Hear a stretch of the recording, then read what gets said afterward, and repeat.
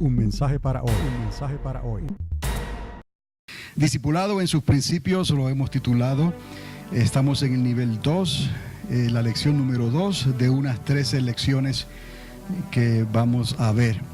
Entonces, si me pueden seguir con las diapositivas, esto les ayudará a seguir lo que estoy hablando, y también cuando estemos entrando en las páginas de la guía. El título que tenemos para esta lección es El creyente en su casa y con su familia. La guía se refiere más bien al hogar, pero lo hemos titulado El creyente en su casa y con su familia, porque además del hogar, el propósito y la intención es que también puedan alcanzar a sus familiares más cercanos.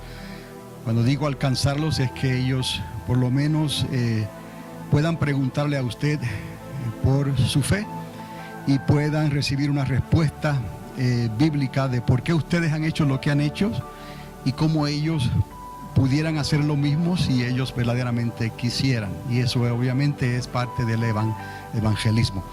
Hay unos versículos claves aquí, unas verdades centrales que quiero mencionarles antes de comenzar, y está la primera en Josué, el capítulo 24, verso 15. Al final de ese versículo 15 del capítulo 24 del libro de Josué dice, y termina diciendo el versículo: yo y mi casa serviremos al Señor. Obviamente aquí ya estamos viendo el hogar. Yo y mi casa, yo y mi familia serviremos al Señor. Esa es la voluntad de Dios, que ninguno perezca, sino que todos procedan al arrepentimiento. Y encontramos entonces el caso del apóstol Pablo en Hechos capítulo 16 verso 31. Le dice al carcelero: cree en el Señor Jesucristo y serás salvo tú y toda tu casa. Ya estamos aquí estableciendo una base, un fundamento de lo que el evangelismo es. Comienza por nosotros primeramente, obviamente, en nuestro hogar, en nuestra familia. Y la semana pasada hablamos del evangelismo en la comunidad, pero les estuve hablando de otros principios que eran también necesarios que fueran presentados antes de entrar en estas lecciones, porque después de todo, si tenemos la actitud incorrecta, entonces no vamos a lograr los resultados que Dios espera de nosotros. La actitud tiene mucho que ver, y que vivamos lo que predicamos, que vivamos lo que creemos, que vivamos de una manera que podamos verdaderamente amar a nuestro prójimo horizontalmente como Dios manda, y amar a Dios verticalmente como Dios manda. Entonces, que las dos cosas son necesarias, o nos estamos engañando, ¿no? El asunto que siempre se menciona es aquellos que dicen que aman a Dios, que no pueden ver, mas sin embargo se les hace difícil perdonar o amar a su prójimo, y como dice la palabra, como a uno, como a sí mismo. Entonces habría conflictos si eso no es así, como dice el primero y el segundo mandamiento. Entonces Josué dice: yo y mi casa serviremos al Señor, y Pablo da una recomendación: cree en el Señor Jesucristo y serás salvo tú y toda tu casa. Entonces hemos dicho antes que en la manera en que puedas amar a tu prójimo, podrás amar a Dios, y es lo que estábamos hablando, porque al prójimo lo podemos ver. Entonces Dios es amor, obviamente, pero Dios no necesita que lo amemos a Él. En este caso, Dios necesita que primeramente amemos a nuestro prójimo, y al amar a nuestro prójimo estaremos entonces verdaderamente amando a Dios, porque Dios es amor. En la manera en que puedas amar a tu prójimo, así podrás amar a Dios. Y también de la manera en que sirvas a Dios en tu casa, podrás servirle a Dios en la comunidad y ante tus familiares cercanos. Y esto lo voy a repetir otra vez porque tiene una relación con lo que les acabo de decir. Si amas a tu prójimo que puedes ver, puedes amar a Dios a quien no puedes ver. Entonces, también si sirves a Dios como Dios manda en tu casa, en el hogar, entonces podrás entonces servir a Dios también ante la comunidad donde te encuentras. Estamos localizando aquí las cosas, yo sé, porque a veces queremos pensar y abarcar tanto, y el que mucho abarca, poco aprieta, como dice el dicho. Estamos reduciendo el amar al prójimo primeramente localmente, la comunidad, primeramente la comunidad local, y tu casa, obviamente, ¿cuál es? Tu casa. No cada vecino tiene su casa, pero tú tienes que primeramente servir a Dios como debe en tu propia casa, con los tuyos primeramente, y luego entonces podrás extender poco a poco, no según Dios te lo permita, de la manera correcta, podrás extender esa mano de misericordia hacia otras personas. Entonces, por eso es que me refiero aquí, que si sirves a Dios bien en tu casa, lo podrás servir también en la comunidad donde Dios te tiene primeramente, y ante tus familiares cercanos primeramente. Entonces, si lo vemos de esa manera, vamos bien. Ok. En el nivel 2 será necesario que usted lea y considere todas las lecciones de antemano. O sea que estamos volviendo a decir algo que ya hemos dicho antes, porque podemos nosotros estudiar y adquirir conocimiento, y eso es bueno, pero también hay una advertencia sobre el solamente adquirir conocimiento y querer saber más. Dios espera algo más que simplemente que adquiramos, que se adquiera conocimiento. Entonces es necesario llevar esto a la práctica, es necesario hacer de este discipulado, de estas enseñanzas, algo práctico, y para eso por lo menos el requisito menor, el mínimo, es que usted se lleve las lecciones a su hogar, y entonces las lea y medite en lo que está leyendo, las estudie. Entonces me di cuenta que la lección que sigue, la número 3, contiene algunos llena blancos para que usted los complete o los termine. Entonces quiere decir que cuando usted esté estudiando la lección que viene, se le va a pedir que conteste a estos llena blancos en esos párrafos, en esa información que va a encontrar en su guía. Ya esto es más que simplemente leer la lección. Está pidiendo que la lea, la estudie y participe llenando ese formulario, esas cuantas preguntas o blancos que hace el autor en la lección número 3 y en las lecciones futuras que puedan haber. Ahora, es necesario que obviamente entendamos esto, porque de otra manera es como he dicho antes, estamos ponchando tarjetas, sea el domingo por la mañana o sea el miércoles por la tarde, y es muy bien, se siente bien, y escuchamos algo, aprendemos algo, y ahí se queda todo, ¿no? Y en realidad Dios espera algo más de nosotros, que entonces podamos, con nuestra actitud correcta, entonces hacer algo más cuando estamos entre los nuestros, en nuestra casa, con nuestra familia, en nuestra comunidad o en nuestra ciudad donde Dios nos ha puesto. También deseamos que este discipulado sea algo práctico, y estamos repitiendo aquí otra vez, práctico para usted, y no solo una enseñanza más, como dije antes, si no se convierte solamente en una enseñanza más. Ahora, vamos a reconocer cómo un hogar cristiano debe de ser ejemplo para la sociedad. Estamos viendo aquí que lo que hagamos en nuestro hogar, en la relación que tengamos, de la manera que actuemos en nuestro hogar con nuestra familia, sea una familia numerosa, una familia que no sea tan numerosa, esto, quiera uno o no lo quiera, va a afectar la sociedad, las personas a nuestro alrededor, la familia cercana, posiblemente la familia cercana e inmediata también, y obviamente a nuestros vecinos y las personas a nuestro alrededor, en nuestra comunidad. Entonces, nuestro hogar o el hogar cristiano debe de ser ejemplo para la sociedad. Y cuando hablamos de la sociedad, pues estamos hablando de la comunidad y de la sociedad en la ciudad donde estamos, y luego ya en el estado donde estamos, y luego en la nación o el país al cual pertenecemos. Y son muchas cosas que se pueden hablar aquí de la sociedad, pero somos una cultura también nosotros que estamos dentro de una sociedad que está dividida, y hay personas que hablan idiomas diferentes y nosotros hablamos nuestro idioma, pero aún así somos parte de una misma sociedad y en cierta manera de una cultura más grande, aunque dentro de esa cultura hay divisiones entre las mismas culturas por causa de los idiomas. Como también el hogar cristiano se puede convertir en una extensión de la iglesia. Entonces, y en realidad cuando lleguemos a ese punto vemos que, y lo he dicho antes, que la iglesia comenzó en las casas. Si usted comienza y revisa el libro de los Hechos, se da cuenta que la iglesia tuvo sus comienzos, sus orígenes en los hogares, en las casas, y de ahí se fue expandiendo por todo el territorio. Entonces, obviamente, uno de los objetivos más importantes es que se intervenga usted por la salvación de sus familiares y de sus seres queridos.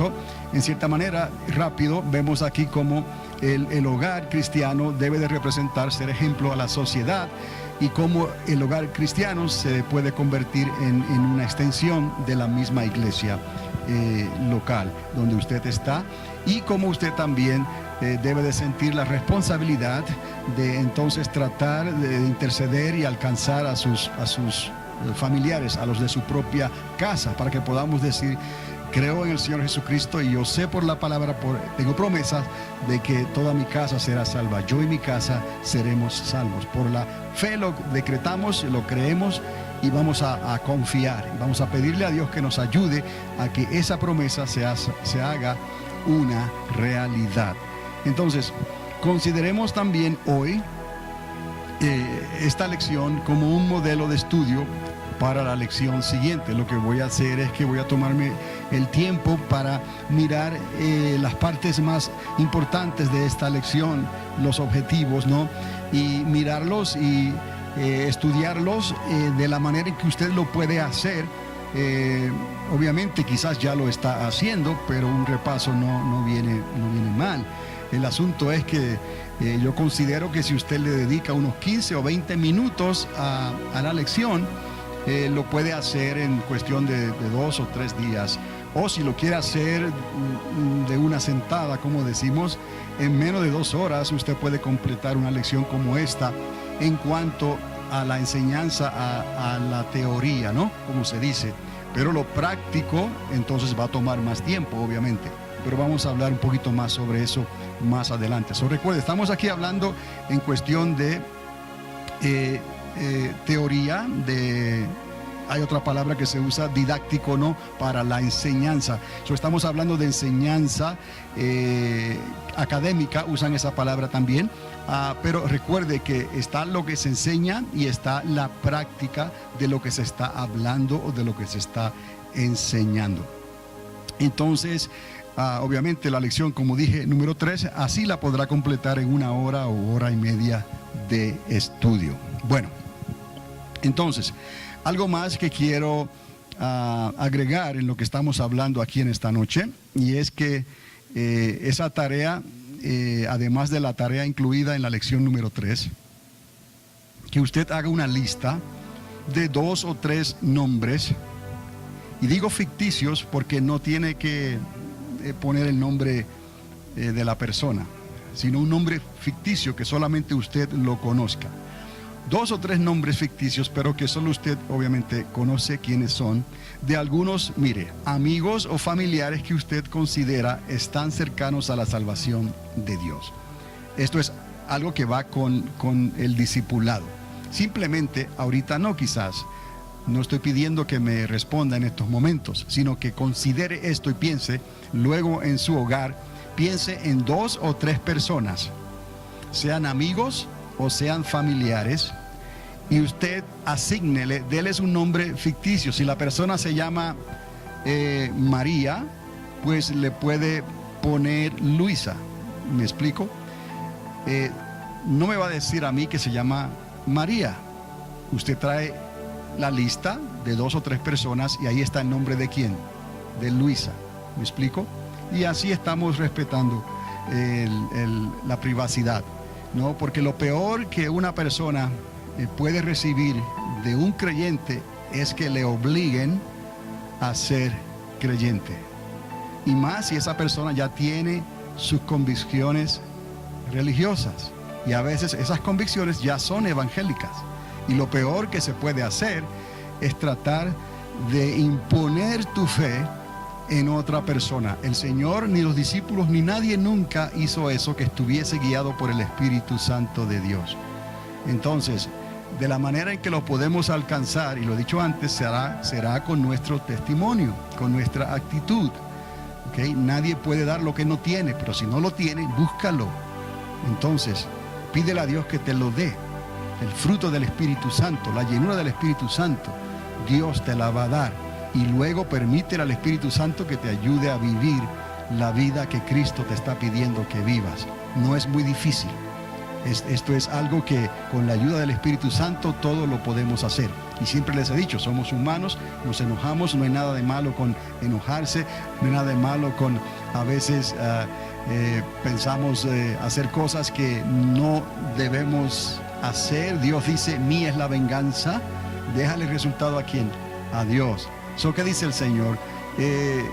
Airaos, pero no lleguéis al punto de la raíz de amargura, del pecado que se anida en el corazón, y de ahí vienen los chismes, y vienen las palabras vanas, y vienen los comentarios fuera del lugar, vienen las acusaciones falsas, y vienen tantas cosas que son producto de una raíz de amargura en el corazón de un creyente quizás decepcionado por las actitudes o las cosas que ha hecho.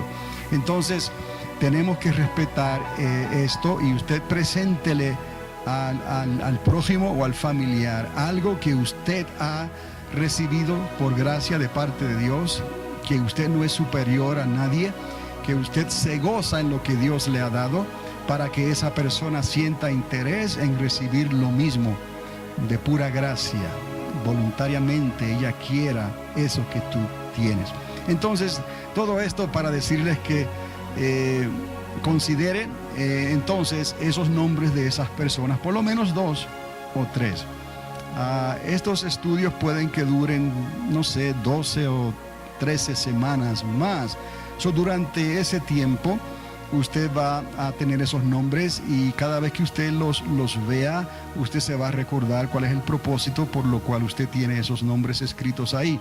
Y estaba pensando, no sé, se me ocurrió tener nuestra propia cajita de oración. Yo sé que ya hay una caja de oración en el cuarto de intercesión, pero para la clase del discipulado, aunque esté la hermana Marixa también enseñando la clase, podemos tener esa cajita de oración con esos nombres ficticios de esas personas que usted conoce, y usted va a estar intercediendo por esas personas, y podemos hacerlo colectivamente también en este lugar y pedirle a Dios que toque los corazones, porque a la larga la salvación es de ¿quién? De Dios, y cada cual según le responda a Dios podrá ser salvo, porque ni aun Dios obligará a nadie a que le crea. Así es Dios, y esto lo recibimos entonces. Es tan grande el regalo de Dios que lo recibimos gratuitamente, por gracia, favor inmerecido, pero es tanto que no lo podemos forzar en nadie más. Aunque querramos la persona como la querramos o la amemos, jamás podremos forzar esta salvación tan grande en nadie más. De la manera que lo podemos hacer alcanzando la misericordia de Dios. Misericordia, Padre, te pido sobre misericordia. No se lo merecen, pero extiende tu misericordia sobre ellos, Padre amado, por amor a tu nombre, porque yo he creído en ti, y he aquí mi hijo, he aquí mi hija, he aquí mi familiar inmediato cercano, he aquí mi familiar más lejano. Lo has puesto en mi corazón, en su corazón. Usted presénteselo al Señor, al prójimo, al amigo, e incluso que pidamos por la salvación de nuestros enemigos, de aquellos que no piensan como nosotros, de aquellos que tal vez nos miran como si fuéramos menos, que no somos dignos ni siquiera de ser lo que somos delante de ellos. Pidamos por ellos también con amor, que Dios tenga misericordia, y haciendo esto, dice el apóstol Pablo, estarás echando ascuas de fuego sobre su cabeza. ¿Por qué? Porque el juicio vendrá tarde o temprano, no de nosotros, no de nuestra mano, sino la propia palabra los juzgará a ellos en el día postrero, porque tendrán que estar delante de Dios y darle cuentas a Dios de que Dios nos hizo a todos iguales, y Dios nunca hizo acepción de personas. De tal manera nos amó Dios, a la cultura que sea, al idioma que sea, que Él se entregó por nosotros. Y ustedes saben el resto de esta historia que Dios dejó para que todo aquel que en Él cree no se pierda, mas tenga la eternidad con el Padre, la vida eterna. Amén. Entonces, considere esto de la cajita de oración para el discipulado nomás, no la mezcle con la otra, es aquí solamente con la clase. Y entonces esos 2 o 3 nombres de esas personas, si tiene 2 nombres nomás está bien, si tiene 1 está bien, si tiene más está bien, pero recuerde, el propósito no es traer más nombres, no, el propósito es que los que traiga sean tocados por Dios de una manera que milagrosa, porque a nosotros también, a nosotros, a usted y a mí, Dios nos tocó de una manera milagrosa. Alguien le pidió a Dios misericordia sobre misericordia por un vil pecador que no tenía la menor dignidad, ni tenía la menor oportunidad de ser llamado un hijo de Dios. Pero por la gracia y el amor de Dios fuimos todos alcanzados y ahora nuestros nombres están inscritos en el libro de la vida. Así que haga de estos nombres su objetivo personal por ellos durante estos estudios y traiga, como les dije, su lista a la clase. ¿Les parece bien? ¿Está bien? ¿Puede escuchar un amén? Amén. Dios les va a bendecir conforme a ustedes, verdaderamente ustedes sí lo quieren hacer. Pidámosle a Dios que podamos ver esos resultados, entonces, como lo hemos pedido. Ahora, vamos a ver más adelante aquí, y quiero comenzar con la definición bíblica de un hogar. Pero antes de entrar en la definición bíblica de un hogar, este material está ya en su guía de estudio. Lo que vamos a hacer es vamos a revisar ese mismo material. Y esto es en realidad lo que usted puede hacer con la lección que sigue para la semana que viene. Y cuando llegue a los llena blancos, pues los revisa las veces que sea necesario y contesta o llena los blancos que está pidiendo aquí el autor. Vamos a examinar la definición bíblica de un hogar. Vamos a ver la extensión como iglesia que representa el hogar y cómo es la vida cristiana en el hogar. Y también les voy a pedir que se recuerden su lista de prospectos. Esta es la lista que les acabo de decir que traigan para la semana que viene con esos nombres.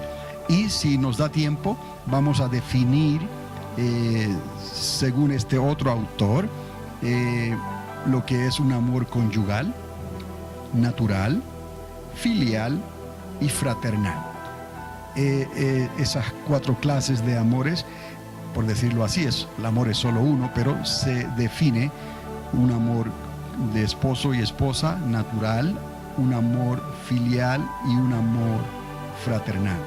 Y también la lealtad, como esto tiene que ver con respeto, cómo podemos ser leales a los demás o al cónyuge con respeto, y cómo es necesario tener optimismo con visión. Optimismo es ser positivos, ¿no? Y no siempre quejosos, ¿no? Sin embargo, vamos a mirar las cosas como se pueden ver. Un dicho muy común por ahí es que una persona que no es optimista, pues puede ver un vaso que tiene agua y lo puede ver medio vacío, ¿no? Entonces ya lo ve vacío. Y otra persona que es optimista lo puede ver, está casi lleno, tiene la mitad, ¿no? Un poquito más y ya se llena el vaso. Pues esa persona es más optimista. Y la persona que lo ve vacío, entonces, no, ya va por la mitad, está medio vacío, pues esa persona no piensa de esa manera, ¿no? Pues es un ejemplo nomás, lo del vaso de agua. Pero vamos a ver cómo es necesario tener visión. Si vas a ser optimista, ¿qué se puede hacer al respecto?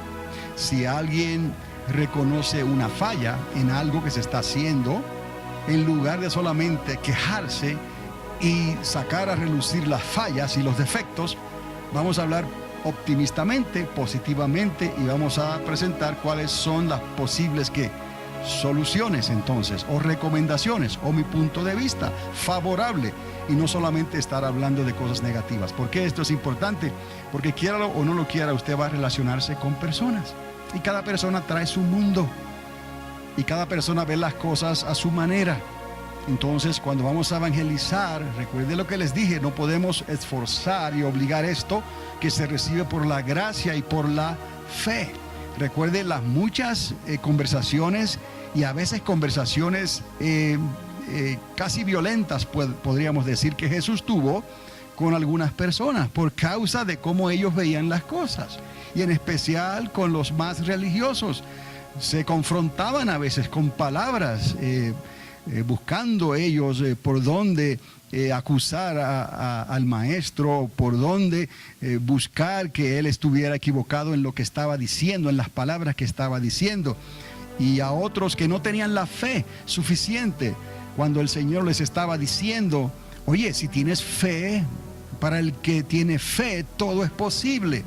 ¿De qué otra manera quiere que te lo demuestres? Y aún así no querían creerlo y recibirlo. Y cuando una persona sencilla, simplemente por la fe, creía que eso que Dios dice que Él puede hacer milagrosamente lo podía hacer, recibía el milagro, tan sencillamente. Y otros insistían en su propia fe para sacar virtud y poder de aquel que daba poder para poder sanar las enfermedades, y tenía, no solamente daba el poder, sino que tenía el poder él personalmente para sanar a los enfermos. Y vemos casos en la Biblia de personas que simplemente ejercieron su fe sin que Jesús mismo supiera directamente lo que estaba pasando, como en el caso de la mujer que tenía flujo de sangre. Cuando él sintió que fue tocado con fe el borde de su talit, del manto, entonces dice la palabra que virtud y poder salió de él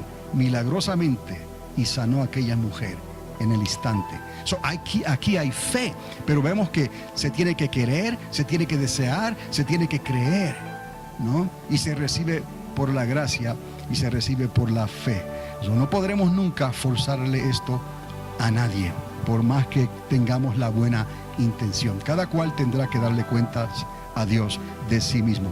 Entonces, ahí vemos cómo el optimismo tiene que venir acompañado de una visión positiva, no solamente algo negativo. Regresamos a la definición bíblica de un hogar. Entonces, en la página número 12 encontramos en el inciso número 2. Bueno, el inciso número 2 ya es entrado en la extensión de la iglesia. Regrese a una página hacia atrás, en la página 11. Después de la introducción está el inciso 1, con la declaración que es el hogar. ¿Estamos? Entonces, ya como les dije, esto que sirva como modelo de lo que usted puede hacer en su casa durante la semana, y si desea lo puede hacer en una hora, hora y media, menos de 2 horas, o lo puede hacer en segmentos de 15 o 20 minutos, y usted lo va a completar en un periodo de un corto tiempo. La familia es el fundamento del hogar. El hogar no es sencillamente una casa donde la familia se reúne, es mucho más que esto. Es la dimensión física que presenta el propósito de Dios. Al instituir el matrimonio por medio de nuestros primeros padres, Adán y Eva, y le dice pues que vaya a Génesis capítulo 2 verso 18, donde comenzó esa primera unión que fue instituida por Dios. Y veamos las imperfecciones que hay en nosotros los seres humanos. Esto no estaba en el plan de Dios. Estas imperfecciones que nosotros tenemos aún en nuestras propias familias, ese no era el plan de Dios. Esto vino a consecuencia de la desobediencia, pero eso no quita que Dios, lo que Él estableció está bien hecho. Jamás fue el deseo de Dios que el hombre llevara una vida solitaria. Y recuerde, también estas lecciones traen unas preguntas al final, unas 4 o 5 preguntas al final, que es bueno que las conteste también. Y si podemos revisarlas al final. Jamás fue el deseo de Dios que el hombre estuviera solo, llevara una vida solitaria. De ahí la decisión de hacerle una compañera. La idea aquí es fundamentalmente de compañerismo, solidaridad, respeto mutuo y vida comunitaria. Por lo tanto, el hogar es la mayor expresión de la unidad familiar, donde estas cualidades pueden mostrarse en la vida de la pareja y en su relación con los hijos. Y recuerde, esta unión la estableció Dios de una manera perfecta. La imperfección nuestra llegó a consecuencia de la desobediencia. Pero para eso vino el Señor. No es el fin de todo. Hay esperanza, obviamente. Y Dios dice que si nosotros acudimos a la palabra y acudimos al perdón y acudimos a todo lo que Dios estableció como medida de restauración cuando hay problemas entre los matrimonios, alcanzaremos esa misericordia y ese perdón de Dios para que podamos seguir hacia adelante y así dar un ejemplo de una manera u otra a la comunidad o al hogar o a la familia o aún a nuestros propios hijos. Entonces, en el inciso número 2 o el punto número 2, mejor dicho, dice: el hogar es el fundamento de la sociedad. Los hogares forman la sociedad y los hogares desordenados van a formar una sociedad desordenada. Esta es la razón por la cual Satanás procura subvertir los principios que rigen el hogar. De esta forma sabe que puede destruir la sociedad. ¿Y de qué forma hace esto? Bueno, aquí la respuesta que el autor da es diseminando la infidelidad conyugal, la falta de respeto a los padres, la falta de diálogo en el hogar, el amor libre entre los jóvenes hoy en día más que nunca, e instituyendo otros valores que son contrarios a la palabra de Dios. Parece ser todo lo que se está viviendo hoy en día a través de los medios de comunicación, todo lo que se muestra allá afuera es en cierta manera contrario a los principios y a la ética de Dios que aprendemos en la palabra. Eso es una lucha constante, es una lucha continua que el cristianismo lleva hoy en día para poder retener esos valores y quedar a flote y no naufragar en las aguas de la desesperación porque piense o crea que no se puede. Y entonces se da por vencido y se deja llevar por la corriente de la sociedad. De aquí es tan importante esto, que usted mantenga su fe. No importa los golpes contrarios que usted reciba en su hogar, en su matrimonio, retenga la fe y espere hasta el final. Porque podremos siempre decir como Job, y nadie aquí puede decir que ha sufrido ni la mitad ni una tercera parte de lo que sufrió Job. Y él llegó a decir, y esto no está en la lección, pero él llegó a decir: yo sé que mi Redentor vive. Entonces hay esperanza. Obviamente la sociedad, como dice el autor, está compuesta por las familias individuales que hacen esa sociedad. Esa cultura en esa sociedad hace esa población de esa nación o de ese país o de ese estado. Entonces hay algo más que es necesario que nosotros miremos aquí también, porque de la misma manera que nosotros podemos ver la sociedad y cómo está compuesta de familias, debemos de ver también cómo la iglesia está compuesta también de creyentes que forman un hogar.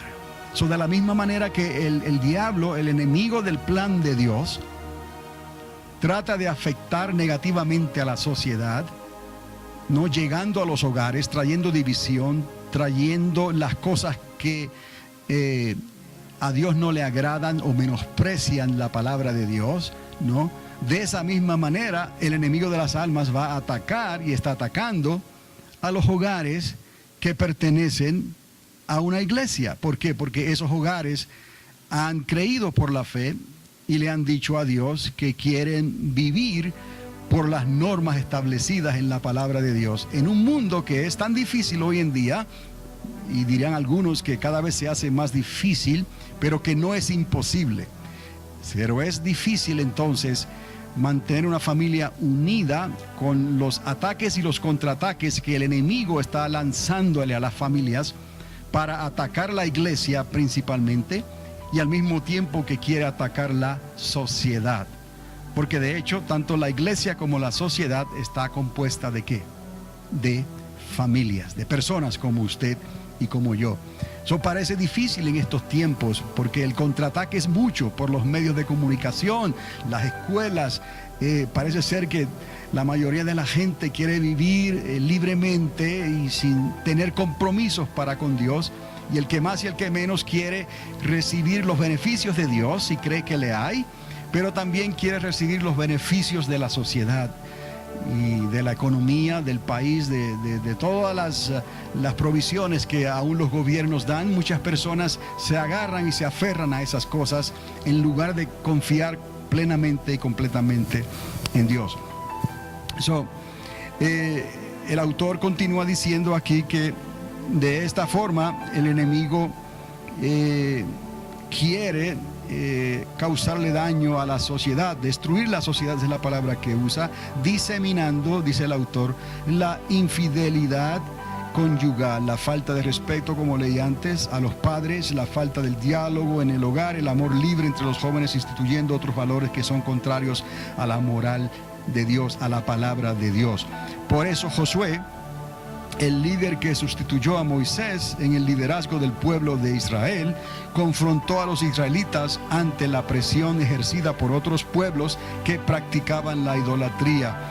Una de las cosas que Dios le dijo al pueblo de Israel fue que no se contaminara con las naciones a donde Dios los estaba enviando.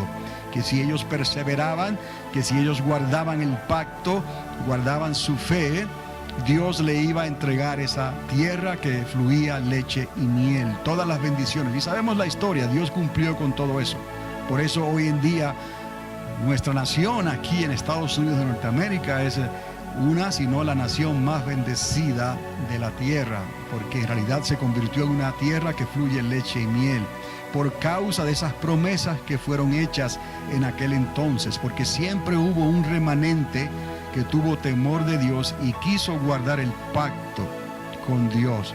Por eso les digo, si nosotros, aunque estemos en una sociedad, estemos entre naciones que nos oprimen con su manera de vivir y de ver las cosas, no debemos de desanimarnos en ninguna manera, ser siempre optimistas. Vamos a ver las cosas de la manera positiva, que en Cristo todo lo puedo porque Él me fortalece y Él va a suplir todas mis necesidades. De una manera u otra, Él va a suplir todas mis necesidades conforme a lo que Él ya nos ha prometido, y porque Él es el creador de todo el universo, de todo lo que hay.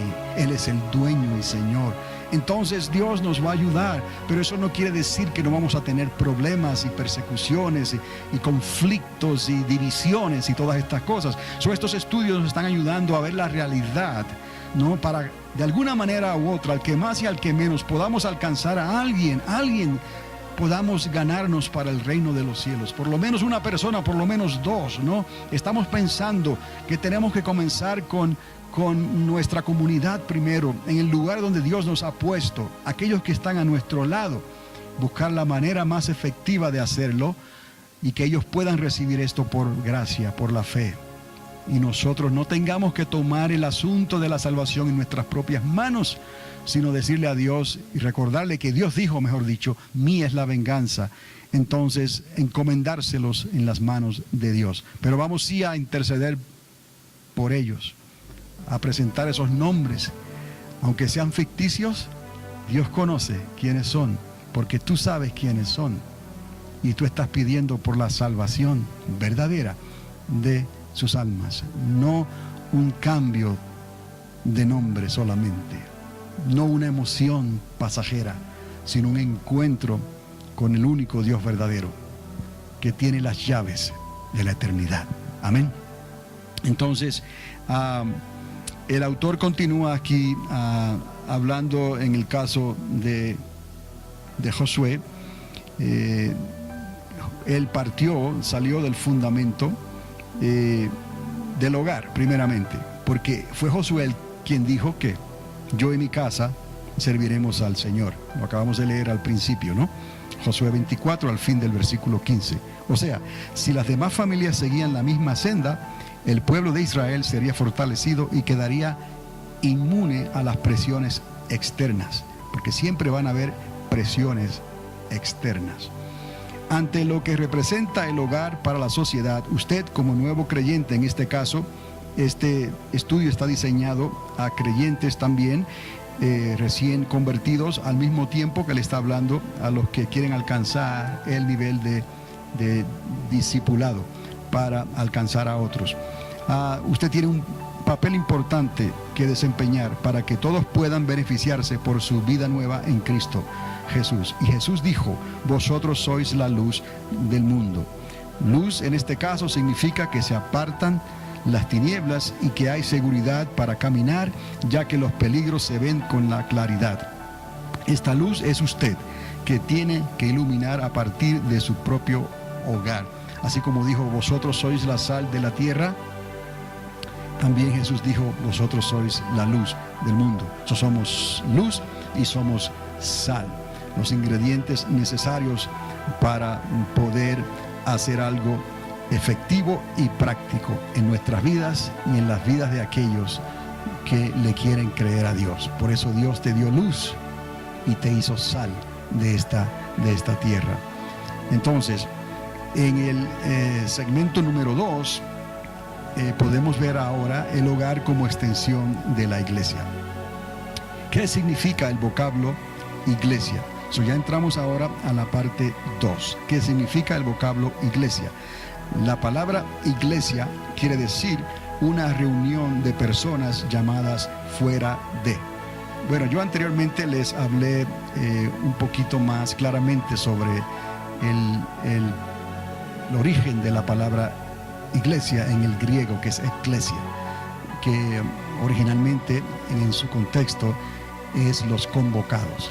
Esa es la palabra correcta. Aquí el autor está quizás tratando de generalizar un poco el significado de la palabra iglesia, pero les estoy diciendo más directamente que la palabra eclesia del griego es en realidad los convocados o los llamados, de ahí asamblea. Entonces se hace una convocación, se llaman a personas y vienen y se reúnen en un lugar porque fueron llamados y convocados. Pero va con lo que el autor aquí está diciendo. O sea, un grupo de personas que salieron del mundo espiritual y no físicamente para juntos seguir a Cristo. Muy bien. En este sentido, todos los creyentes en cualquier parte del mundo forman la iglesia. La palabra iglesia puede aplicarse también a los creyentes de un lugar determinado, es decir, la iglesia local.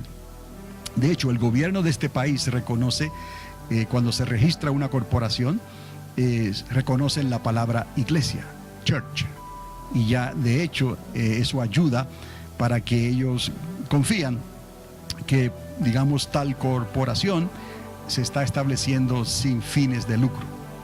Con que se utilice la palabra, recuerdo cuando estuve buscando estos términos para esta corporación, la palabra templo también la reconocen ellos, templo o church, iglesia.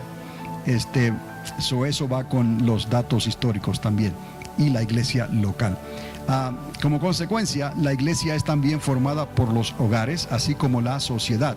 Por lo tanto, cuando usted comenzó a ir a la iglesia en la que está sirviendo al Señor, pudo observar que ella está constituida de personas que pertenecen a distintas familias que juntas adoran a Dios en espíritu y en verdad. Algunos lo comparan con el edificio y los ladrillos que componen ese edificio. Usted y yo somos un ladrillo en este gran edificio que Dios ha establecido, en el cual Cristo, el Hijo de Dios, es la piedra angular, la piedra de esquina del edificio. O sea, que todo lo que hagamos tiene que ser sometido a lo que ya Cristo estableció.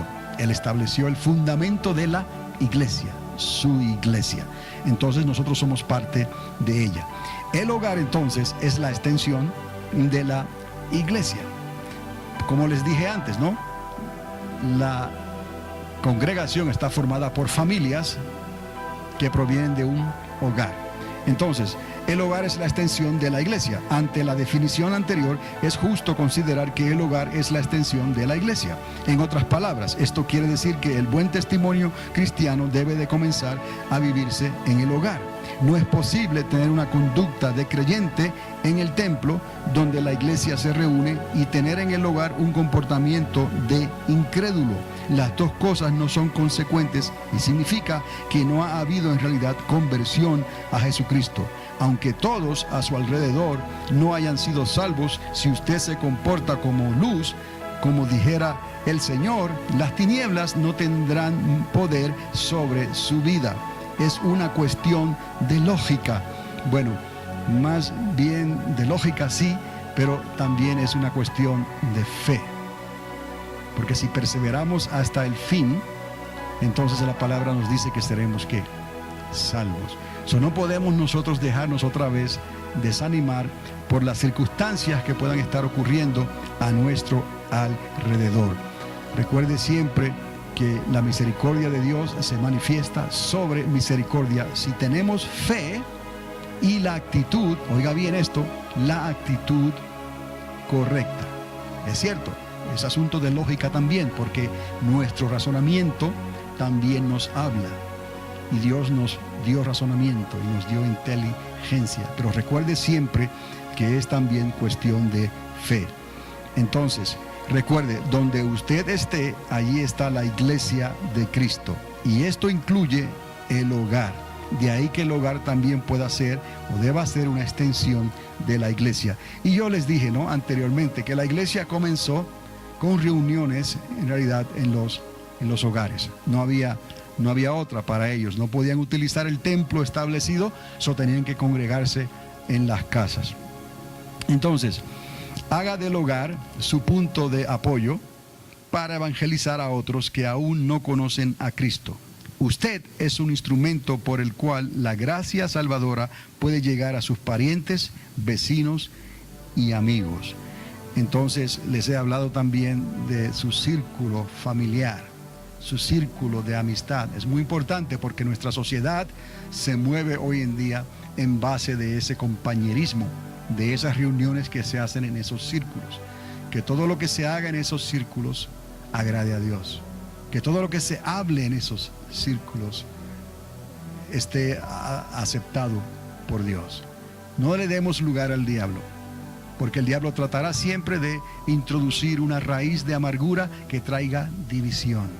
No, Dios no nos llamó para que estemos divididos. Dios nos llamó para que haya unidad, pero es unidad no siendo perfectos, pero reconociendo nuestras debilidades y reconociendo nuestra posición, estemos unidos en un vínculo de amor que viene de Dios, que es perfecto.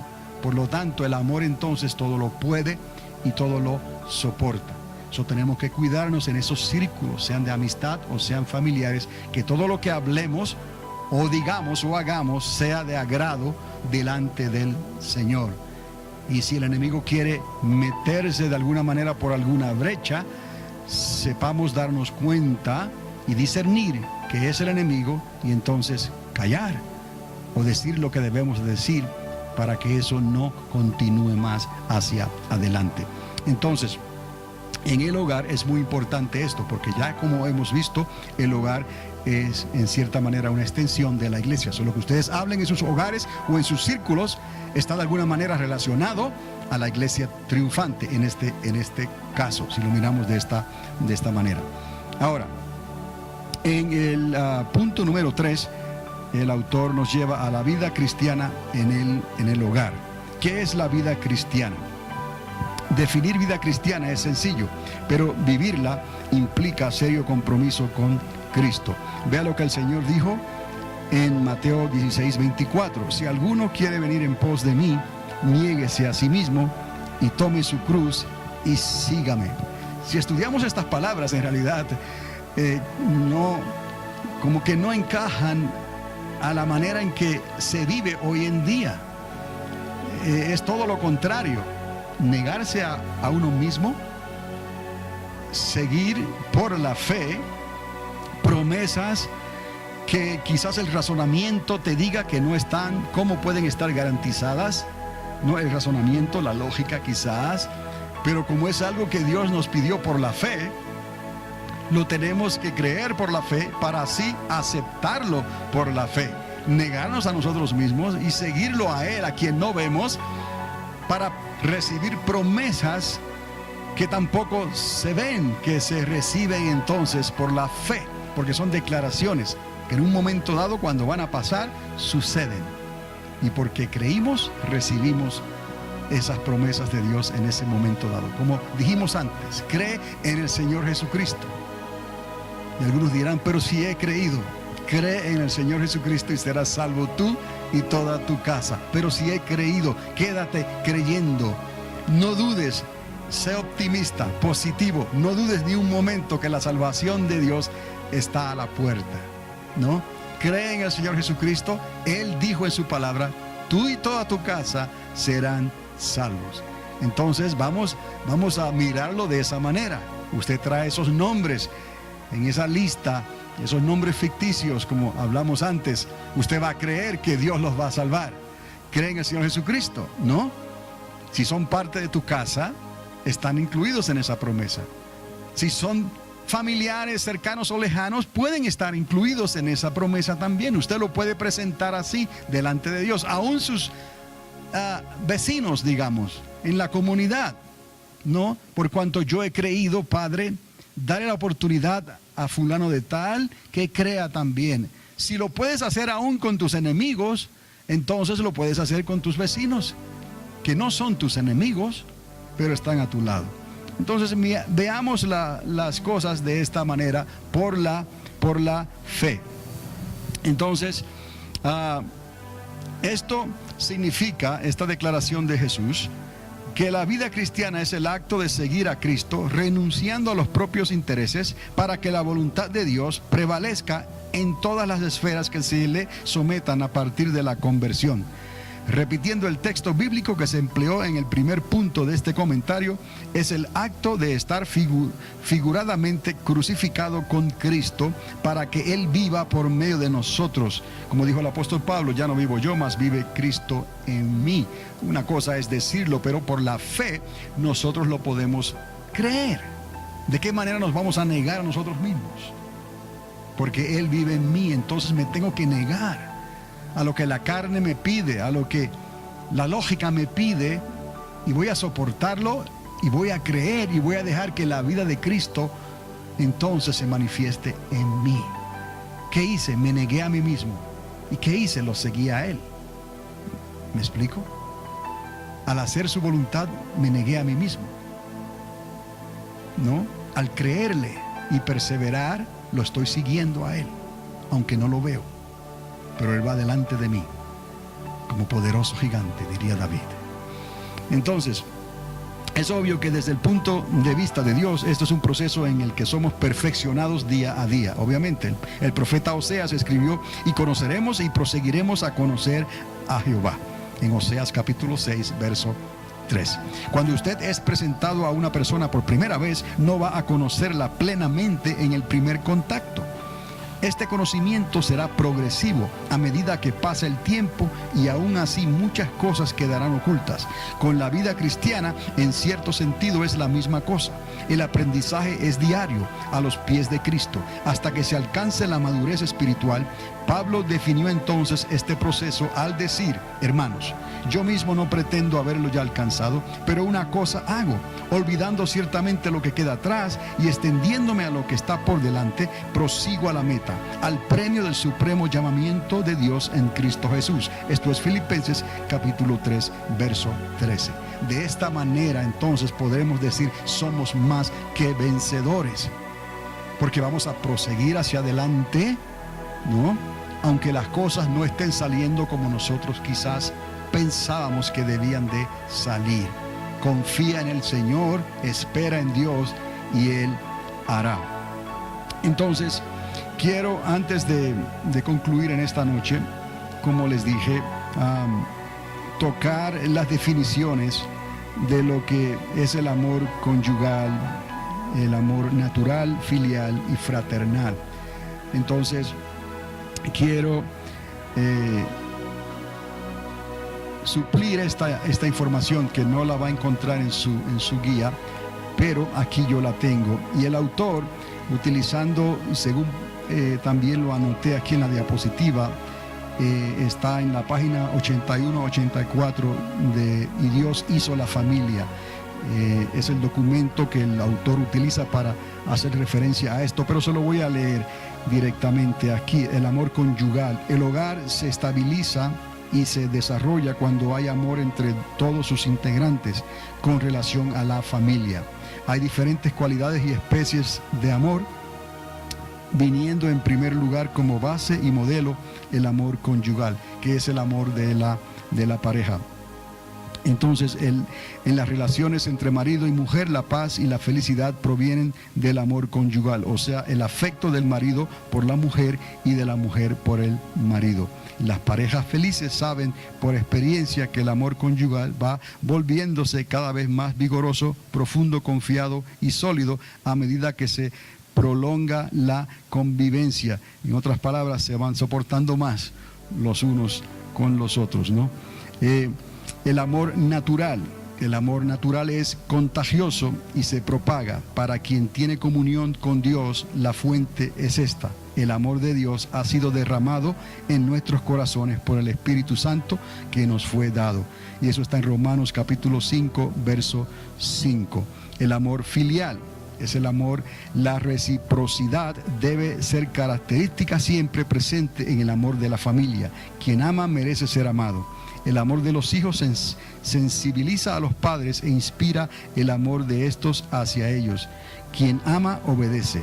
La regla de ese sentido fue establecida en las relaciones de los discípulos con el Señor Jesús. El que me ama a mí, mi palabra guardará. Juan capítulo 14, verso 23. Y el amor fraternal. Es literalmente, es amor entre hermanos. Es cierto que el amor de la pareja y de esta hacia los hijos constituye un modelo para las relaciones de los hijos entre sí, pero el amor fraternal es el vínculo entre los hermanos y la fuerza que los lleva a esforzarse por el bien de los demás. Ese amor es agradable y provechoso cuando el amor es el sentir de los hermanos en el hogar. En cuanto a la lealtad y al respeto, dice que habiendo amor, habrá también lealtad y habrá respeto. Y estas son las deudas en especial de marido y mujer, de uno con el otro. Son factores de confianza y de tranquilidad. La lealtad y el respeto entre la pareja se forman con el amor, la prueba de carácter, la honra del compromiso, la garantía de estar seguros y el deber hacia Dios y hacia la familia. Y por último, el optimismo y la visión, de lo cual les hablé. Es tan necesario hoy en día ser optimistas y no dejarnos vencer por lo que está ocurriendo a nuestro alrededor. Cree en el Señor Jesucristo, espera en Él y Él hará. No te desanimes, sea en el hogar, sea en el matrimonio, sea con los hijos, sea en la sociedad, sea en la cultura, sea como sea. Si perseveramos, sabemos en quién hemos creído. No le demos lugar al diablo. Y cuando el diablo quiera entrar por alguna puerta, por alguna grieta en nuestras vidas, en nuestro hogar, en nuestra familia, sepamos confrontarlo en el nombre de Jesús. Que no importa aún las tentaciones que puedan venir, dice el Señor, que aún con esas tentaciones que puedan venir, siempre habrá una salida para poder salvar nuestra familia, para poder salvar nuestro matrimonio, nuestro hogar, nuestros hijos, lo que sea. Todo lo puedo en Cristo Jesús que me fortalece. Quiere decir que estaremos dispuestos a hacer lo que sea necesario por alcanzar esa victoria, cueste lo que nos cueste. Y no nos dejemos llevar entonces por las apariencias, ¿no? Porque detrás de esa apariencia usted va a encontrar la verdad y la intención del corazón. Y si la verdad y la intención del corazón, y sabemos que si es de Dios es para bien, si eso es lo que hay, cualquier problema que pueda estar allá afuera tendrá siempre una solución, si sabemos esperar y confiar en Dios. Y más que Job, aquí nadie ha sufrido ni creo que sufrirá. Y él dijo, yo sé que mi Redentor vive. Cuando todo lo demás le decía a él lo contrario. Todo lo demás que los demás que estaban a su alrededor le hablaban. Él supo ver el vaso lleno, no vacío. Él supo ver las cosas de una manera optimista, positivamente. No era solamente una queja, una desgracia y una fatalidad. Había esperanza. Yo sé que mi Redentor vive. Tenemos que entender estas cosas para poder hablar de esta misma manera donde Dios nos tiene. En nuestro hogar, en nuestra comunidad, a donde Dios cruce esas personas que Dios quiere que tú le presentes como buen discípulo el Evangelio del Reino. Optimismo y visión. Sin la necesaria visión del plan de Dios para la familia, no habrá el optimismo indispensable para la formación del hogar. Actualmente la familia no está recibiendo el debido apoyo de la sociedad. Hay países donde se desprecia el matrimonio, lo estamos viendo, y la familia sufre gran oposición, lo estamos viendo. Los padres no quieren a los hijos, lo estamos viendo, y los hijos desobedecen a los padres, lo estamos viendo. Ya que no tienen visión, ni optimismo o ni siquiera perspectiva de un futuro como Dios manda. Entonces parece ser que todo está en contra, que vamos marchando en dirección contraria, vamos navegando en aguas contrarias, que vamos navegando con vientos opuestos. Pero crea, así es como Dios determinó que es servirle a Él iba a suceder. En realidad, así es. Por eso es que Él pagó el precio que pagó. Y estamos en un mundo contrario. Y no somos parte de este mundo contrario, pero estamos en un mundo contrario. Y nos toca a nosotros seguir hasta el fin. Yo sé en quién he creído. Perseveremos y mostraremos nosotros y recibiremos nosotros esa salvación y la podremos ver, no solamente en nosotros, sino alrededor de aquellos en aquellos que están a nuestro alrededor también. ¿Por qué? Porque Dios lo prometió de esa manera. Entonces, vamos a concluir con esta lección y se puede dar cuenta que lo hemos hecho en realidad en el material que cubrimos del guía en menos de una hora. Usted puede hacer esto lo mismo en su casa, en su hogar, con la lección que sigue, y estaremos entonces viendo esas preguntas y ese material que ahora incluye la lección número 3. La lección número 3 habla del discípulo y la tentación. Ese es el título de la lección que continúa. Entonces nos estaremos viendo, Dios mediante, el siguiente miércoles a la misma hora, en este mismo lugar. Un mensaje para hoy. Un mensaje para hoy.